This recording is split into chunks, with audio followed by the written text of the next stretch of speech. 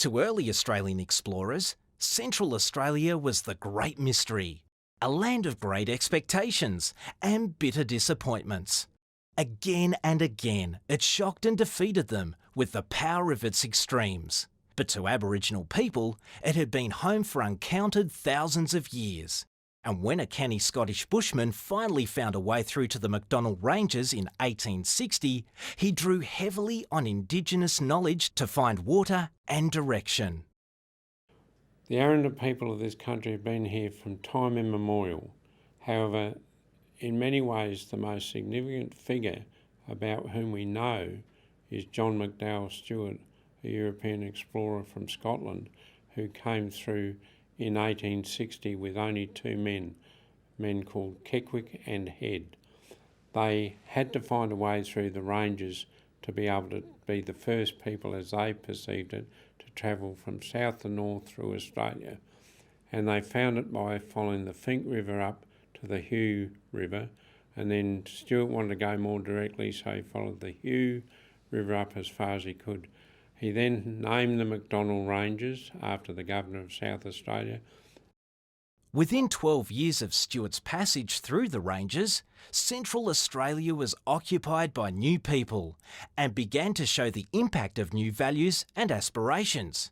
First in 1871 as the centre of the overland telegraph line linking Australia to Europe, and then from others who came in search of the opportunities that Stuart had glimpsed in his brief traverse of the country.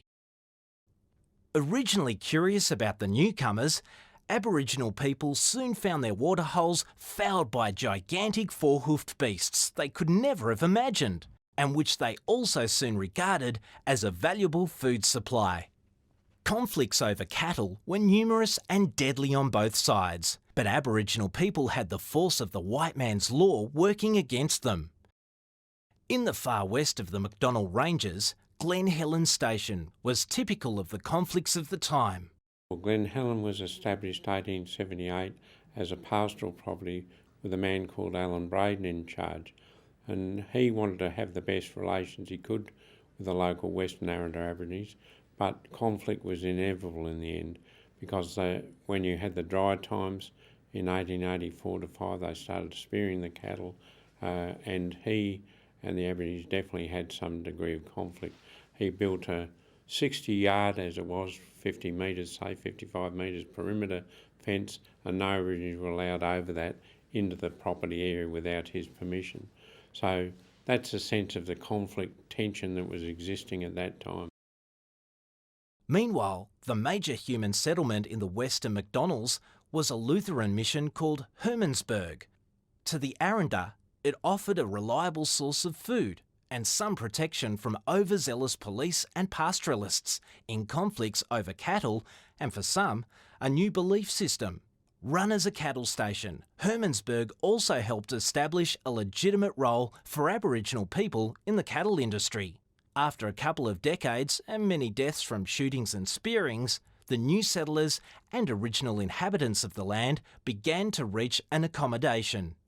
But as time passed and the variability of the climate became painfully obvious, the Western Macdonnells came to be valued more for their scenery than for their ability to support cattle. The landscapes of an Aboriginal painter from Hermannsburg called Albert Namatjira attracted worldwide attention and enhanced the growing mystique of the centre, once regarded by many as the Dead Heart.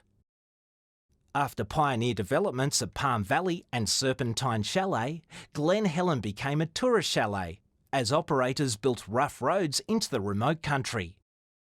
By 2005, the Northern Territory Government had recognised the Aranda people as the traditional owners of the West Macdonnells National Park.